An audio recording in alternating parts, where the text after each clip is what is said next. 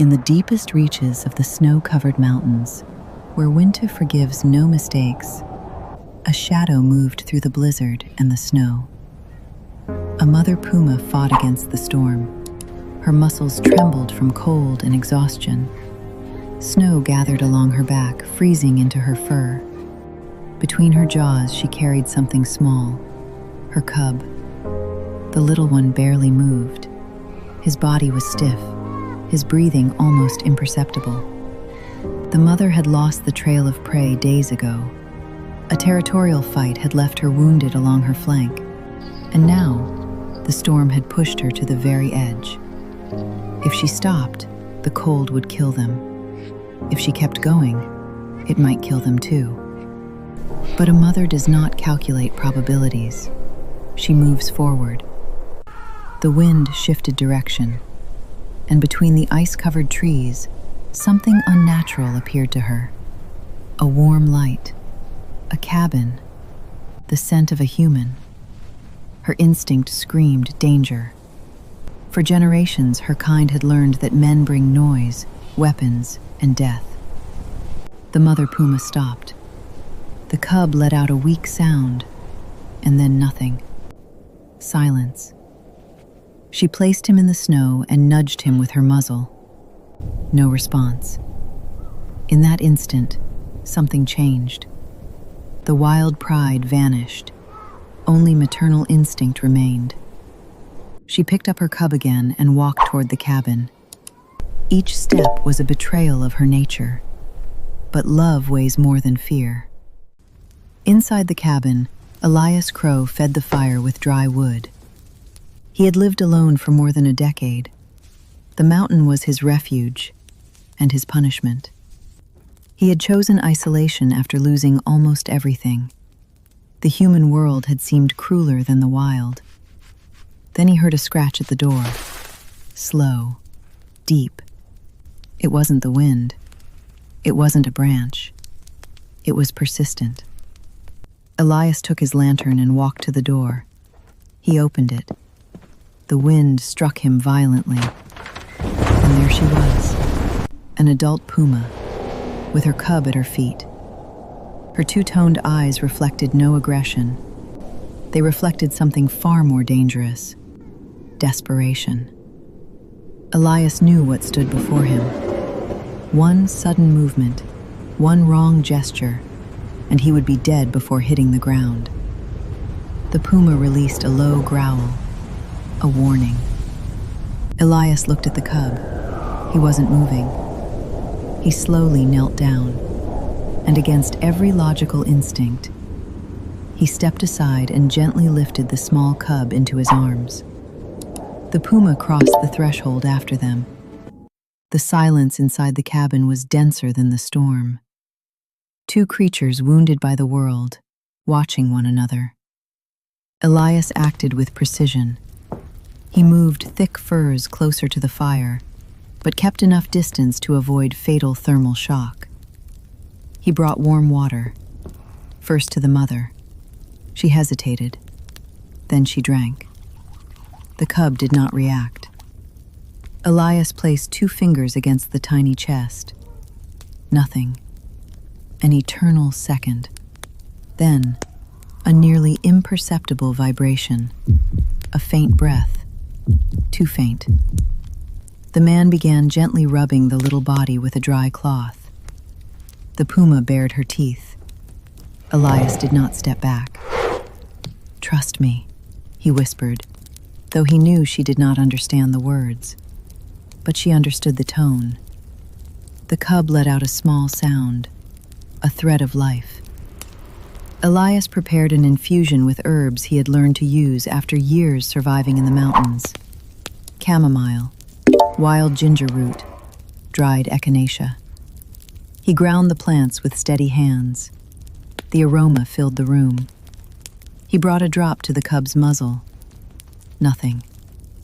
The mother gently nudged the cub toward the bowl. Another drop. The cub swallowed. Elias exhaled. The cub would recover. "You're a fighter, little one."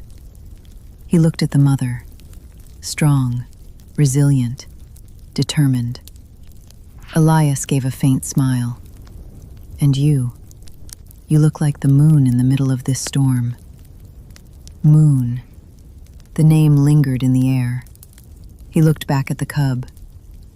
"And you, Kiro, little warrior."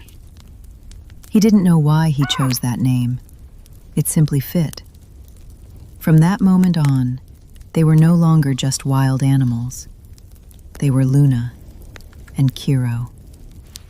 Hours passed and Luna was still wounded, and that wound would not heal on its own. If infection set in, everything would have been in vain. Elias looked at the old radio on the shelf. He knew what using it meant. Authorities, intervention, possible forced sedation. He might never see them again, but not calling would mean condemning them. He grabbed the transmitter. He requested urgent veterinary assistance, but the storm prevented access to that forgotten corner of the world. Kiro regained strength and played with a few hanging feathers. Luna, meanwhile, sought Elias's hands in silent gratitude. The two animals curled up among thick furs while Elias watched and gently stroked them. Luna groomed Kiro tenderly. Elias fed them pieces of meat with his own hands. The image was almost unreal. Beast and man beneath the same roof. Two opposing worlds united by a single force: compassion. That night, the three of them slept beside the warmth of the fire. 2 lives saved, a hermit no longer alone, and an entire lifetime still ahead. The next morning, the storm had passed. The rescue team was on its way. When the distant sound of the helicopter began to echo through the mountains, Luna sprang to her feet. Instinct screamed, "Run." She could break through the window and vanish into the snow. But she looked at her cub. She looked at Elias. She knew she could trust him. And she chose to stay. The rangers entered cautiously, tranquilizers ready, reinforced cages prepared. Luna tensed like a coiled spring. For a second, the air turned electric. Elias stepped forward. He placed himself between the team and Luna. He spoke softly to her, and against all logic. She lowered her head. She allowed them to help. The veterinarian examined Luna's wound and shook his head. It was serious, but they had arrived just in time. As they prepared a mild sedative, Kiro let out a sharp cry. There appeared to be internal damage not visible to the eye. Without wasting another second, they placed them inside a reinforced transport structure and lifted them into the helicopter. The veterinarian thanked Elias for his help and assured him his new friends would be in good hands. The helicopter lifted off. Elias, though a hardened and weathered man, could not hold back his tears. He fell to his knees in the snow. They were tears of relief and of grief, because he believed he would never see them again. During the flight, Luna and Kiro watched carefully, huddled together, afraid yet trusting. They knew Elias would never put them in danger. Eventually, they relaxed and fell asleep. The veterinarians monitored them the entire way. The urgency was undeniable.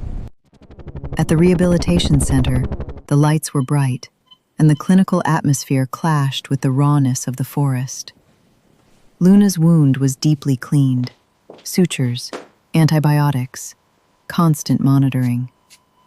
Kiro received intravenous fluids. The first 48 hours were critical. At one point during the night, his breathing became irregular again. His lungs were still affected. The monitor showed a drop in heart rate. Veterinarians running, machines humming. The team worked quickly. And finally, the little one responded. Days later, he began to stand. He sniffed, played with his mother's tail, and slept for hours. Weeks later, he was running, jumping, even attempting to roar. He had gained weight and vitality. The natural enclosure simulated the mountains, rocks, slopes, trees. The staff kept their distance. They could not allow the animals to associate survival with human dependence. They had to return as pumas, not pets. When the veterinarians determined they were ready, they arranged the relocation. The helicopter flew at dawn. The snow-covered mountains glowed beneath golden light. The cage opened in a remote clearing. Luna stepped out first. She stopped. She sniffed the air. Free. Kuro followed, bigger now, stronger. And then he saw him. In the distance, a familiar figure against the snow. Elias. Elias stroked his head one last time. Luna stopped in front of him. Her eyes no longer held fear, only recognition. She pressed her forehead gently against his. An eternal instant. Then she stepped back and disappeared among the trees and the endless white. Elias remained there, breathing in the cold mountain air. He had not saved nature. He had not tamed it. He had simply answered when someone knocked. And in a winter that seemed destined to destroy everything, a wild mother chose to trust. If you also believe that sometimes humanity must step in when nature turns merciless, share this video so more people are inspired to help animals facing impossible odds. And tell us in the comments, have you ever helped an animal survive against the odds?